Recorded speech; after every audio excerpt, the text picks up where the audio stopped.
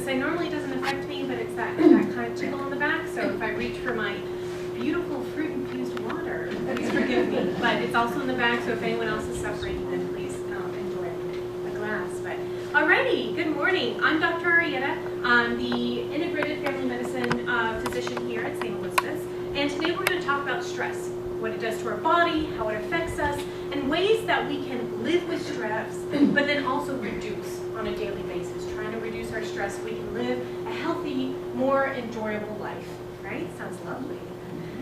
So this is usually how we think of stress, right? It's affecting us, it's running us down to the ground, we don't know what to do about it, we can't live with it, it's causing us to lose sleep, right? It sometimes affects our daily life with the ones we love, because now we become more irritable, or angry, or we snap a lot. Our cortisol level, or the stress hormone, is increased, and that's affecting the way that our insides are working. So it's something that a lot of us have a lot of fear about.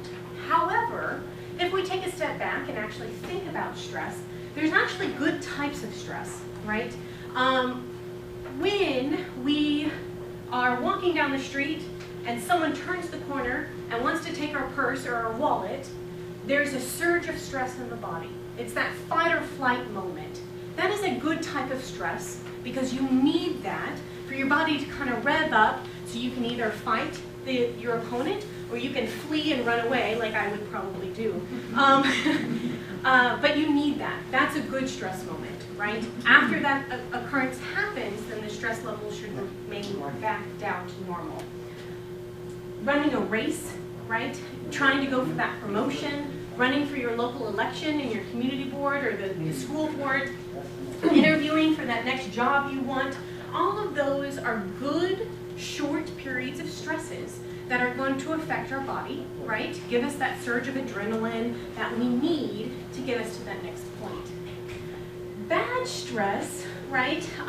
There's also stuff that will cause us issues if we have car accidents, right? If we have medical emergencies, if we're going through a divorce, those are not so nice periods of stress. And your body's going to go through, again, those same kind of differences. Now, if it's acute, and what I mean by acute means it's short-living, right? If I have that fight or flight moment, and I run away, and I'm able to bring my stress levels back down, that's an acute, short-lived moment, and my body did exactly what it was supposed to do, and I feel proud of it, right? I did a great job. What we worry about is if that stress lingers, right? Then it's turning into chronic stress. And what does chronic stress do with our body?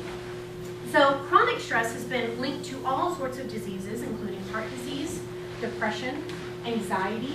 It will increase cholesterol. It will increase your blood sugars, making your diabetes a little bit worse. It can increase your pain. It can lower your immune system, right? So now the allergies that everyone's fighting, now yours turned into a head cold, right? And then if it lingered a little bit longer, now it went down into your lungs, and now you're fighting off a lung issue. And it's all because the chronic stress that we were supposed to get over, we never got over, right? Our body's having issues letting go. It's the same kind of those people saw my lecture on inflammation, right? Good inflammation happens and helps with healing. Long chronic inflammation is where we have issues. So there's also different types of stressors. External stressors are kind of like the ones we talked about, those major life events. If you get married, it's stressful, but it's a good type of stress, right? You're gonna make that commitment, but you're having to throw this massive party, so it's yay, but then also, oh my gosh, where's everyone gonna sit, and who's gonna talk to Aunt Glenda? Those are all stressors. Environment, right? Noises and light. These can be a stressor, especially if those big thunderstorms are coming in, right? Shaking the house kind of sets the dogs off. Now you're anxious and you're kind of stressed about that. That's an external event. Workplace, right? Bosses, deadlines, social events, whether you have social anxiety and you don't like going to parties, but you have a party coming up, or a graduation party of a dear loved one that you're expected to be there, right? That's an external stressor. Internal ones are the ones that are coming from the inside, right? Your fears, your beliefs of something that might be happening, your attitudes towards the everyday events, public speaking. If you don't like doing what I'm doing, you're going to have fear or extra stress, right? When you have to give up and give a PowerPoint presentation. All of those are coming from inside, but will still give you those same stressors. Now, stress is what we talked about at the beginning, is good for short periods and for certain things. It gets bad the longer we get it and if it goes out of control. So if we're under too little stressed, right? I'm inactive, I got nothing going on, I have no social events to kind of stress me or, you know, on my calendar, I'm super laid back. So while my stress level's low, I may be kind of not doing anything, right? I spent my entire weekend inside, I'm not, you know, I'm kind of, yes, my stress level's low, but I'm not doing anything, I'm not having an exciting life, I'm not really having fun because I'm not doing anything, etc. So then we add a little stress, that normal stress, right? Oh, I got that graduation party, I got to figure out my outfit, I got to get a present, I got, you know, just little stress that we can deal with is our optimal zone, right? So we're feeling good, our performance is much higher because we have something we're working towards and we have a goal. What happens is that if the stress gets too much, now we start feeling fatigued. Now this is the border between optimal stress and too much, right? When everything starts piling on, and I've said yes to too many things, now I get fatigued because I'm trying to get everything done because I overexerted myself, right? I said yes to too many things, and I'm overloaded. This is where we get into exhaustion. If we are not taking care of ourselves here, it gets worse. As we add on more stress and stress levels, now our performance goes down, right? Because no one can continue to perform under chronic severe stress. We are feeling burnt out, right? Your extreme stress. That's when a lot of your anxiety, depression, panic, freaking out moments, right, will come on. Those are, again, warning signals that says, hey, you're doing too much, you have got to pull back. I'm in danger, I'm in the red zone. And then if we continue to go down, our performance basically drops completely off because we're having a breakdown, right? Everything is falling off. We have missed all of those street signs that says do not continue, the road stops, but we just keep going thinking our little sedan can go off-roading, and then it goes off-road, right? And we hit a huge pothole and we're broken down. We can't go any further. Our body will put a stop to it any way it can. Now, we obviously do not ever want to get there. So what can we do about it? And that's where we'll talk a little bit about stress. Now, some people can't handle the same stress that everyone else can, and that's totally fine, right? You are only responsible for you, and you have to figure out, and this is probably the hardest, right? Figuring out what is your personal stress level, where is my point where I'm starting to feel fatigued, right? So I don't go over, but I'm still enjoying my life and I still have things on the calendar and I'm having a little bit of stress to get me up and out and things I gotta do, right? I gotta check things off my to-do list. But Joe Schmo that lives 2 doors down can't handle anything, right? And he's like this guy. They're playing, you know, that's a water balloon. He's freaking out because he doesn't think his friend's gonna catch the water balloon. So it's just a little funny. Some people can't handle other people's stress. Does that kind of make sense? So I don't want you to compare yourself to your neighbor. I don't want you to compare yourself to your brother or sister because we are all in our individual stress bubble, and we gotta figure out what level is good for us and how can we then work with our everyday stress and bring it down. But the person next to you might feel like they're handling their stress a little bit better, or they have a little bit more on their plate, and they might actually be using tips and tricks to, again, bring down their stress levels a little bit lower. When we get stressed, our sympathetic nervous system kicks in. Now, in the body, we have all of the nerves, right, connecting to everything. We have 2 main nervous systems. One is parasympathetic, which happens when you're relaxing, and so then your blood pressure is going to go down. You're able to rest after eating a big meal and digest, you know, doing everything nice and slow and smooth. When stress kicks in, it's sends a signal to the sympathetic nervous system, and now all of these things start happening. You're unable to digest your food, your heart rate goes through the roof, everything is kicking out epinephrine and norepinephrine because it's ready for that fight or flight, right? So anything that you would do if you're just chilling on a Sunday afternoon stops, because now my body has to get ready because I'm about to run away, or I'm about to fight, or I'm about to do something. And so all of those things that happen when we get stressed happen whether or not it's a stress from opening a bill or getting attacked by a saber-toothed tiger, right? And that's what we got to handle, is that not all of the time do we need to react like it's a saber-toothed tiger, but you're sure glad your body did when it is that tiger. Common side effects of stress. Very extensive list, and this is not all of it, right? And again, everyone's going to have different effects on stress and how you're dealing with them. On your body, things tend to clamp down and clench. So you might have jaw pain, right? Because you're clenching a lot. You might develop headaches. You might develop back pain or neck pain, especially if you're one that holds your stress in your neck and your shoulders. You can grind your teeth.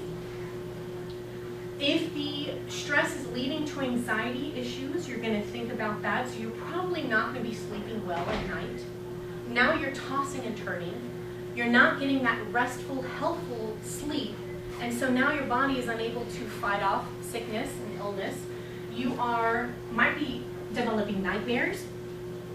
Your cortisol level, your stress level is now through the roof because you're angry because you're tossing and turning all night. You might feel like your sex drive is going down. Again, everything's just going in the wrong direction, right? You can develop chest pain, difficulty breathing, abdominal pain, nausea, vomiting, constipation, diarrhea.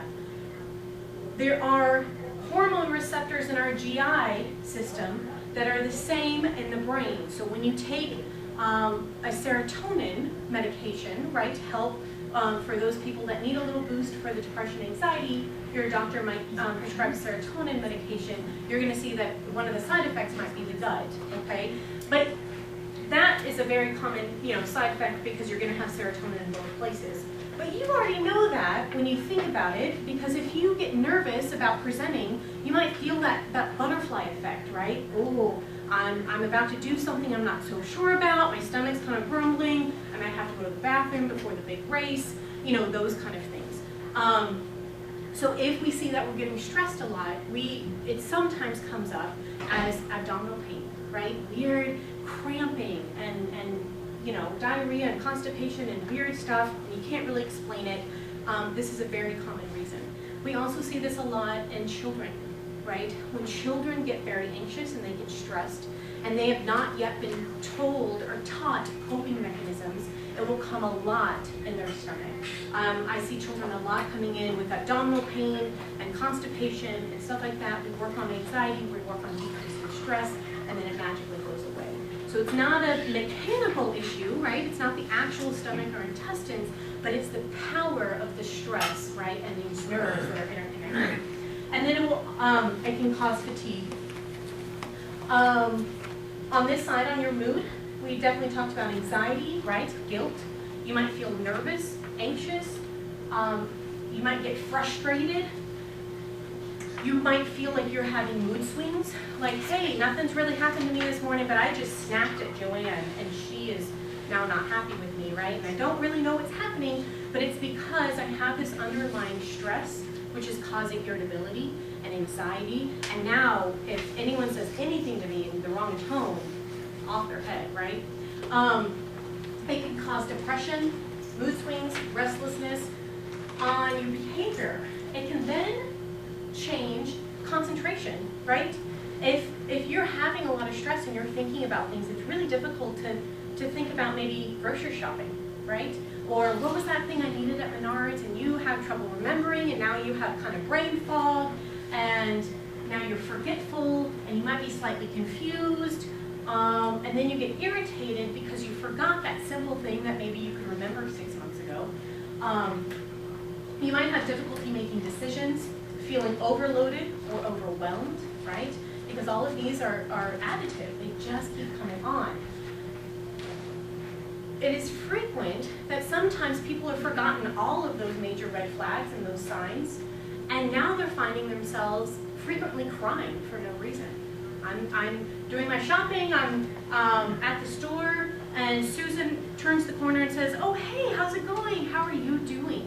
And she really wants to know, how am I doing? And now I freak out because a ton of emotions just come out because I've been bottling it up so much, right? I try not to let anyone know how stressed I am, but someone just asked me, and now I'm a flood of emotions. So now I might feel like I'm crying on a turn.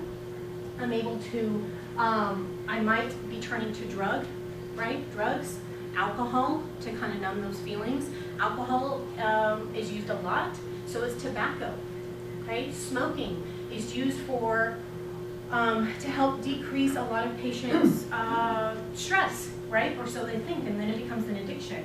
And now I want to quit, but I have stress about quitting, and then I have stress in my everyday life, and then I always turning, to cigarettes or tobacco or vaping or alcohol or something like that, because we're using it as a coping mechanism. What we have found is that it's a lot of times when you're thinking about taking that smoke break, it's actually the deep breathing that you're doing when you're smoking that actually helps with the anxiety. So then we can remove the cigarette completely, and we can talk about how do we do deep breathing, right? If that's what we're using. But again, that's a little bit later. But if you feel like, oh, I'm going out of control and I'm cycling and I can't control my emotions, it's very common for people to pull back, and then they become socially isolated, right? You don't want to go to that dinner on Friday because I'm too stressed, I'm too overwhelmed. I don't want to see Susan because I just bawled in front of her at the grocery store. She's going to think I'm a nutcase, right? And then you start pulling back and you start saying no, and you start hiding in your house, and you stop doing things that you used to enjoy and have fun.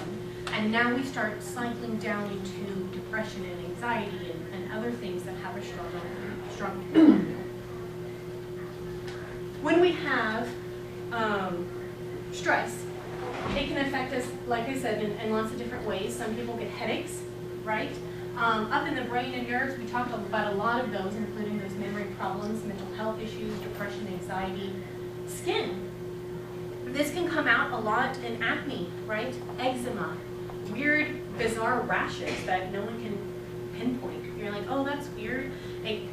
Anxiety and stress can show in very odd ways. Muscle aches and tension, right? Especially in the neck, shoulders, back that we kind of talked about. If you have stress and you're one of those that carries it on your shoulders and neck, their muscles will start to clamp down and they won't let go. And now you're having pain, right? And we talked a little bit about that myofascial release in the dry needling lecture. Creating that chronic sensation.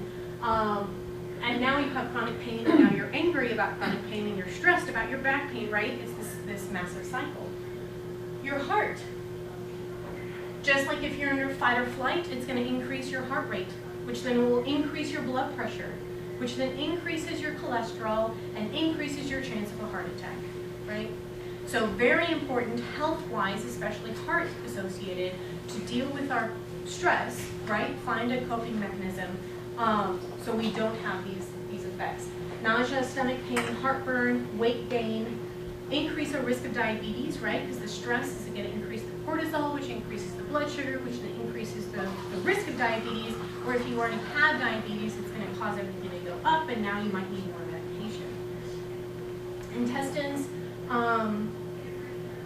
reproductive issues.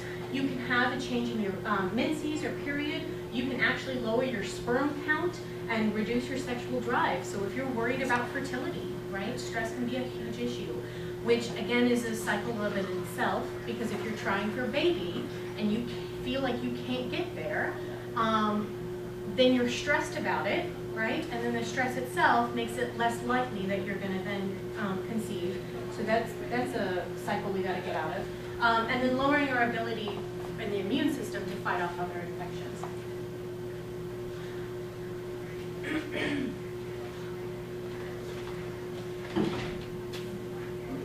So our natural stress response, right, that fight or flight goes haywire, and it increases our adrenaline and cortisol, and we can't seem to ever get down, right? So then it causes all those issues that we've been talking about, which leads to these chronic illnesses, obesity, substance abuse, right? Skin conditions, memory, autoimmune issues, heart disease, depression, anxiety, diabetes. I think we've touched on all of these. But as you can see, there is someone in here that at least has one on this list, or if not knows someone with something on this list, that most likely has a higher stress level, right, than they've been having. And so we can start to correlate that, oh, I see that I'm not handling my stress well. It's most likely coming up because I can't get control of my diabetes and my blood sugar is just through the roof, and maybe this is the missing puzzle piece, right? Because medications can help us only so far, diet changes, lifestyle, exercise, all that stuff. But if we are continuing to be stressed and not taking care of ourselves, then we'll continue to have issues. So, gets to the second part. What do we do about it, right? How do we manage our stress? Well, this is an easy way, right? You can just put this up on your wall, and you're like, okay, there you go. Please do not. This is a joke. Do not hit yourself. I know some people will say you can punch a pillow and you can do all of that. That's really good for like exercise kind of stuff, right? It helps you kind of feel like you're doing something physical, but do not harm yourself in any way. But these are a couple things that we can do. Sometimes it's easier to, especially if we're to that point of fatigue, right, to take everything down a notch instead of trying to pile on more things. So I'd hate to say, hey, I want you to go home and I want you to learn how to meditate, and then you're going to do guided meditations, and then you're going to take these 5 herbs, and then on top of that I want you to walk your dog 45 minutes a day. That's whoa, right? That's crazy. We're going to build our way up to that. But sometimes you just need a break. Sometimes you just need to take a nap, right? Get yourself a hammock. Take your nap outside. Please protect yourself from the mosquitoes and the ticks. But other ways, right? Sometimes putting on your favorite song really does help, right? When you have to vacuum the house, it just seems to go better when my favorite band is playing, right? You're having fun, you're singing along, no one cares because you're at home doing your own thing. I can pretend like I can do the moonwalk, which, you know, I can't, please. If you ever see me doing it, pretend, give me a thumbs up. But, you know, spend some time with your loved ones, with your pets, doing something totally low-key, no expectations. I do not want us all to go after this lecture and sign up for your half marathon. Just don't do it. That's not a good idea. But if you want to start walking, that's fantastic, right? We're going to start small, start baby, and then start adding on.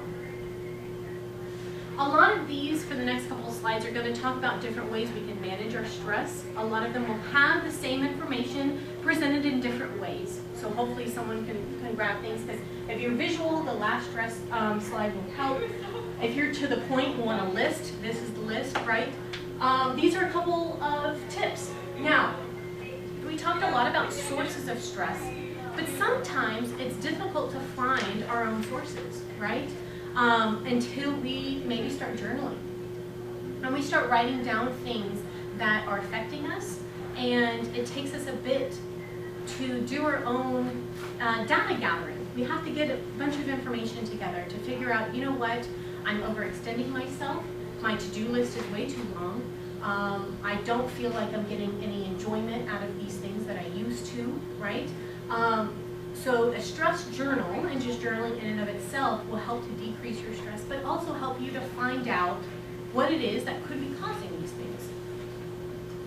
The 4 A's of stress management: avoid unnecessary stress. Do not continue to say yes when you really want to say no. That is the hardest thing I have to do on a daily basis, right?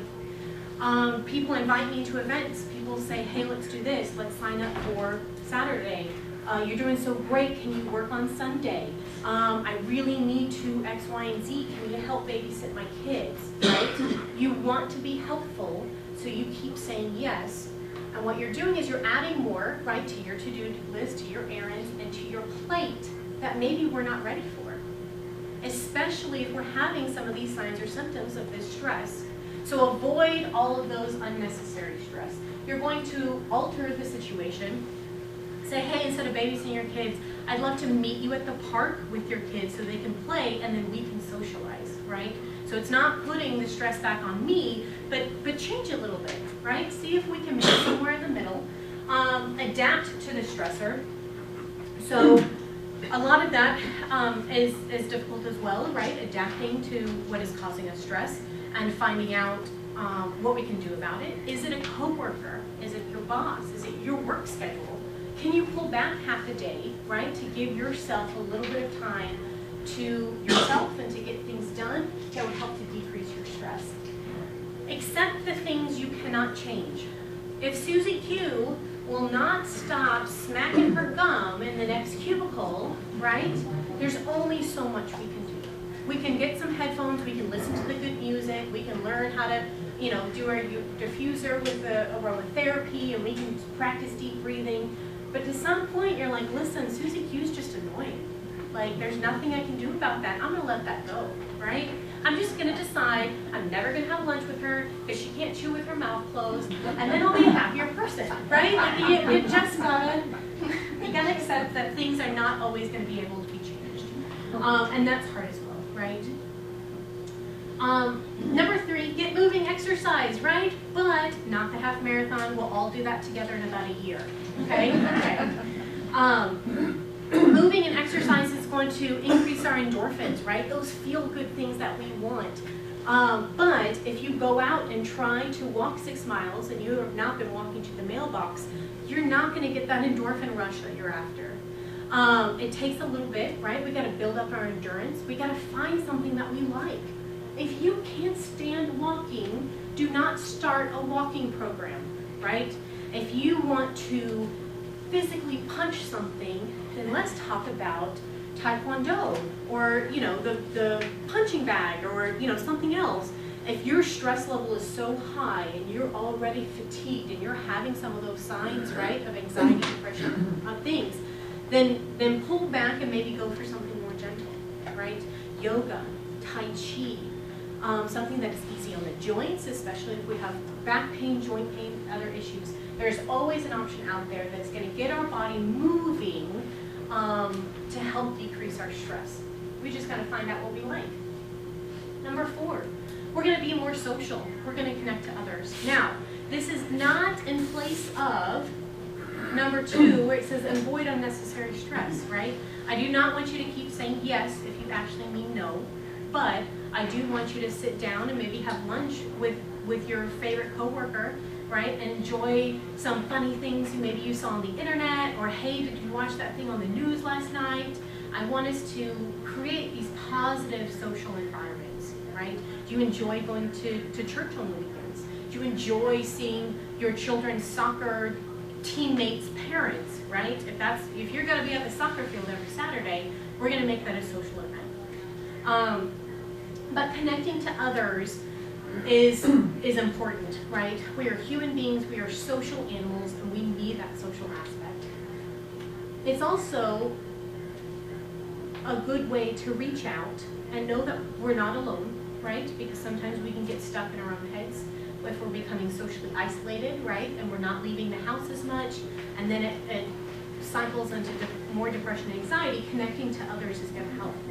What also might help is actually volunteering, right? Helping others makes you feel better because you can do something for someone else, and it helps your stress level, you feel better, now you're able to sleep a little bit better at night, and now you're acting social because every other Saturday, right, do not overcommit, every other Saturday I've decided to volunteer, right, at the hospital, and I meet some friendly faces, and now we sometimes go have tea together, you know, whatever that is. You're connecting to others. But you're also making time for fun and relaxation. If you can combine those two, right, if you can be social, and then decide to join a quilting club, right, now you have people of like-minded who enjoy the same kind of activities you do. You can form relationships with them. Now you get a good kind of thing on your to-do list. You're like, yes, every second Saturday I'm going to, you know, go meet my quilting group, and we're going to talk about this, and they're going to help me because I can't figure out this stitch or whatever it is. I don't know if you can tell I don't quilt. So I'm like trying to slide that in there, but okay.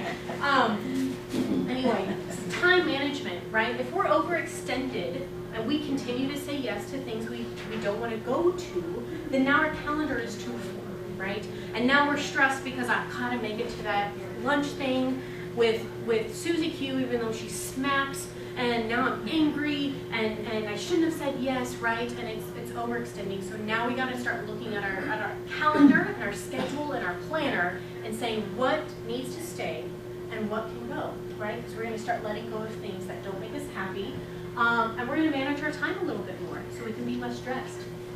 We're going to maintain balance with a healthy lifestyle, right? It comes back to how are we eating, right? Are we being good to our bodies so our bodies can then do what we want it to and feel good and sleep well and have energy and love life, right? But if we are filling it with a bunch of stuff that is extra processed, right? That is not good for us, that makes us feel bad, full of extra wheat and sugar, right? That tears up my insides, then we're not going to be able to live that healthy lifestyle, right? That we want. And then we're going to learn how to relieve stress in the moment.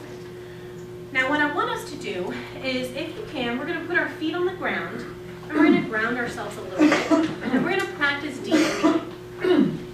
Now, a lot of times, especially when we get stressed or anxious, right, we tend to increase our breathing because our heart rate's going up, and now we're not getting the oxygen we want. So sometimes it's really good to take just a couple of seconds and say, hey, let's calm down, right? I'm going to shut that door, and then I'm going to breathe in, okay? Now our goal, and we're not going to do it today, but our goal is to breathe in for 4 seconds, right? Hold it for about 5, and exhale over 7, okay?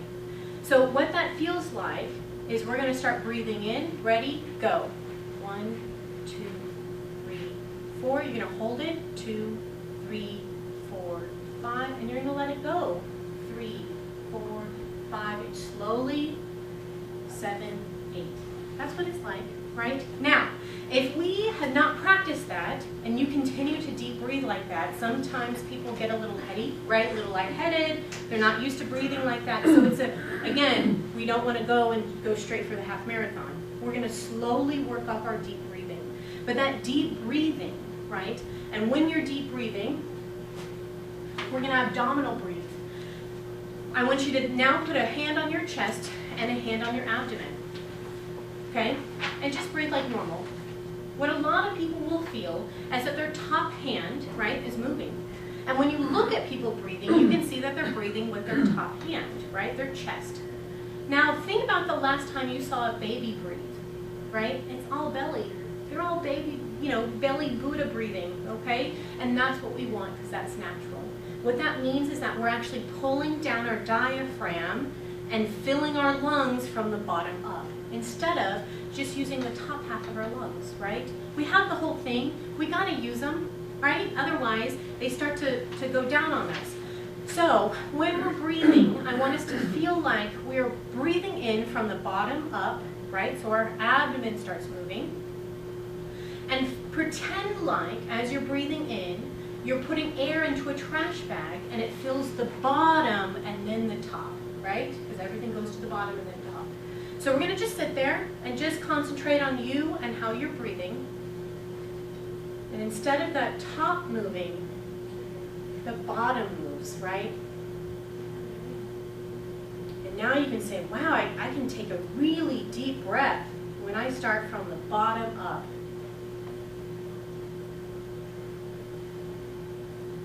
And if we do that a couple of times, your heart rate naturally comes down, right? Your breathing rate comes down. Your sympathetic nerves, that fight or flight that were turned on if you were stressed or concerned, has now started to tamper down. And your parasympathetic relaxation nerves are starting to take over. And really it just takes, right, a couple of seconds. Just sitting here, grounding yourself, abdominal breathing, deep breathing, extended release of that exhale is all it takes. And we'll build up, right? We'll build up to longer and longer sessions. But that's a quick, easy way we can start taking care of our stress right then and there. Now, like I said, a lot of these are a lot of the same. I also want to make sure that things that we might feel like we're doing for stress relief, alcohol, right, tobacco, drugs, are not actually helping. And is it something else that we can substitute it for, right? If I'm going outside for my cigarette break, now is this almost a habit? So then we kind of talk about habits, right? Is it a habit because I'm stressed with Susie Q, or is it a habit because it's 3 p.m.? And that's hard to figure out until we're starting to be more mindful and we're keeping that stress journal, right? But now all of a sudden I found myself outside and I didn't really make that choice, right, to do whatever it is that I'm in the habit of doing. And then, oh, I'm already doing this and I'm already on my 3rd cigarette of the day, or, you know, whatever it is. I have a patient who picks at her hair and pulls and splits her ends, right, when she's stressed. And so it doesn't have to be, right, cigarettes or alcohol or anything like that, but it's something that you know you, A, don't want to be doing. It's probably not the healthiest for you, but you've ingrained it somehow into a habit. And at first she didn't even know when she was doing it or how often or whatever, but it's becoming more mindful. So now we got to decide, did I find myself outside, right, to take my cigarette break or to pick my hair or to do something because I was stressed, right? What is it happening at work? Did I just get that 7th email about this thing and I told them and they're just not listening and blah, blah, blah, blah, right? Maybe something else like taking a step away from the computer, taking a walk around the building, trying getting outside for some fresh air, some sunshine, vitamin D when you can get it, you know, those kind of stress relief. Is it the deep breathing that actually maybe Susie Q's getting from her cigarette breaks, right? So instead of actually holding that cigarette, it's just the act of deep breathing, because when she inhales, she's taking a full deep breath, and then she's exhaling. And so she's doing that abdominal deep breathing without even knowing it. So could we take away that cigarette and just teach her how to deep breathe, right? Are we having multiple glasses of wine at night to, quote, de-stress, right? Because it makes me relaxed and it helps me sleep, right? Now, alcohol is a downer, but it will not help you sleep. And so that's unfortunate because lots of people feel like they need it to get to sleep, but you're actually sleeping at a lighter level, so you're waking up multiple times at night, not getting that restful deep sleep. But again, we're gonna start seeing, are these habits that are ingrained? We gotta figure out what's cueing me. Is it stress? Is it time? Is it, am I always reaching for that chocolate chip cookie? Am I stress eating, right? I gotta figure out, is it stress? Is it something else? So then I can be more mindful to when I'm cued. And then just switching that ritual. Instead of, you know, actually going for that sugar, do I need to get up and make a pot of tea, right? Do I need to deep breathe? Do I need to go chat with my friend? Or, you know, take a dog for a walk or whatever it is, right? Because that incorporates more exercise. We're going to know our limits, right? Starting to say no, right? Instead of yes to everything. Keeping a journal is very important because it helps us especially to find out where we're at, what baseline, but also as we make these changes, it's helpful to keep a journal, because if you don't, and you went into someone and you say, well, what did you do, right? You're such a happier person now, and you're like, well, I don't know. But instead, if you took a journal and you're like, listen, I started this, right? I started doing yoga, and then I started saying no, right? I hated that quilting store, and I just was there every 2 weeks, and it was horrible, and the coffee was stale, right? Stop going, like, don't commit to that. And now all of a sudden, you've kept it in your journal, right? You said, I've stopped doing X, Y, and Z, and now I'm happier. Now I have an extra hour of my weekend. I can do something with my time that I want to do, right? Positive thinking and creative problem solving. That's what we've talked a lot about today, right? What am I doing? Why am I doing this? What else could I be doing instead, right? What can I switch out those little rituals for to still get my reward? That gets us in that habit track. Stress reduction. So this guy is thinking creative imagery. He has reading a good book and listening to music. He might be listening to meditation or biofeedback. One of my favorite tools is actually YouTube, okay? If anyone ever goes on YouTube, right, millions of videos. You can literally find anything you want. But what I like it for is they will have programs for free on guided meditation, guided imagery. I want to de-stress, I want to anything, right? Completely free. They have them as quick as 10 minutes up to a program that lasts 3 or 4 hours, which is intended for you to turn it on and go to sleep, right? But like I have trouble sleeping, my mind just keeps going and I can't settle down. That might be an option for you. They make them in CD and tape and all sorts of forms, but I like switching it up, so YouTube is a nice free option, okay? Breathing exercises, regular exercise, relaxation, right? Changing our position, changing our breathing, self-hypnosis is very common, time management, group social support, all that good stuff. Now, some people who have had chronic stress for years and years need a little extra help. And so that's when we kind of pull out the adaptogens. Now, what is an adaptogen? An adaptogen is an herb that helps with stress, anxiety, sleep, all that good stuff. These are very common ones. And my 3 favorite are holy basil, which is also, they have a tea, like tulsi. Rhodiola, and this, I'm just discovering this green font right here is horrible, but that says rhodiola, which is the same thing down here. Now, rhodiola is really good because not only does it help with your stress levels, but it actually improves people that have severe fatigue, right? So if you're thinking about that stress curve and you're on that top and you're fighting that fatigue and you're almost going into that depression, anxiety kind of side, rhodiola helps not only lower the stress, but kind of boost up your energy a little bit more. Ashwagandha. Ashwagandha is one of my favorites, an adaptogen,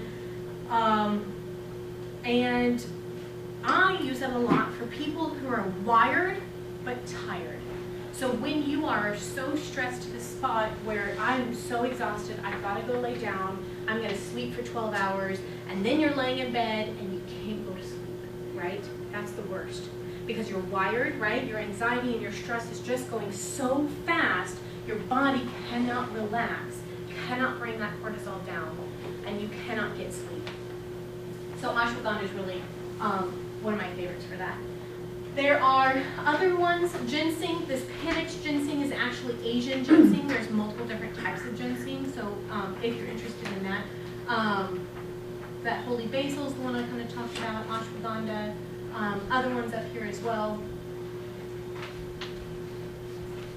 Some of these are, right, we kind of talked about energizing. This rhodiola is going to help boost our mood and boost our kind of energy for those that are fatigued.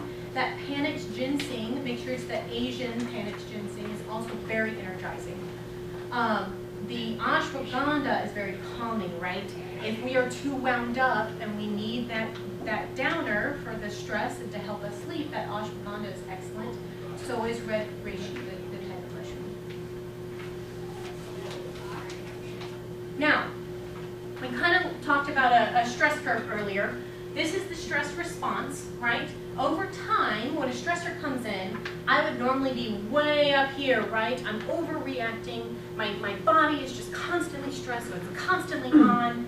And I then fall off, right? At some point, you just hit that fatigue, or you hit that breakdown, or you hit that, and then you pass out, and you wake up, and you're still stressed, right? That's basically what happens.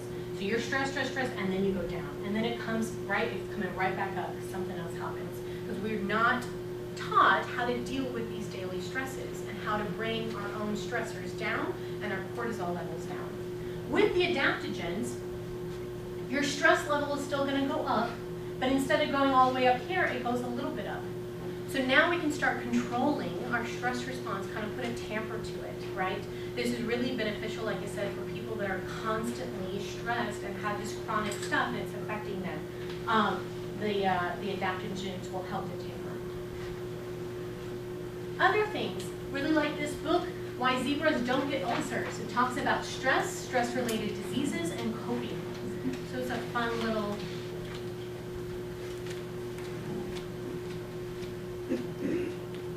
Alrighty, upcoming lectures. In July, I'm going to talk about depression and anxiety. Then Amy is going to talk about medication therapy management in August. And I'll be back in September to talk about CBD. Yeah, who's excited?